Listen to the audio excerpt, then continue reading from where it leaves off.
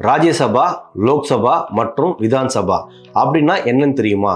அதாவது சட்டமன்றம் கிட்ட தான் சட்டங்களை உருவாக்கும் அதிகாரம் இருக்கு. கூட்டாட்சிப்படி சட்டமன்றம் மத்திய மற்றும் மாநிலங்கள்ல தனித்தனியா செயல்படும். மத்திய அரசாங்கத்தோட சட்டமன்றம் பார்லிமெண்ட். இந்த பார்லிமெண்ட்டுக்கு கீழே 2 சபா வரும். முதலாவது லோக்சபா. இது ஒரு தற்காலிக அவையா செயல்படும். இங்க இருக்கிற உறுப்பினர்களோட பணிகாலம் 5 வருஷம். இந்த கவர்மெண்ட் சரியா வேலை பார்க்கலன்னா கவர்மெண்ட்டை 5 வருஷத்துக்கு முன்னாடியே கலைச்சிட்டு அடுத்த எலெக்ஷன் வந்துடும். அடுத்து ராஜ்யசபா. இது ஒரு நிரந்தர சபையா செயல்படும். இந்த சபைக்கு தேர்வாகிற உறுப்பினர்களோட பதவிக்காலம் 6 வருஷம்.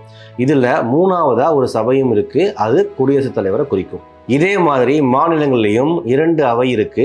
அதுல ஒன்று விதான்சபா, அதாவது சட்டமன்றம். இவங்க மத்தியில் இருக்க லோக்சபா மாதிரி செயல்படுவாங்க.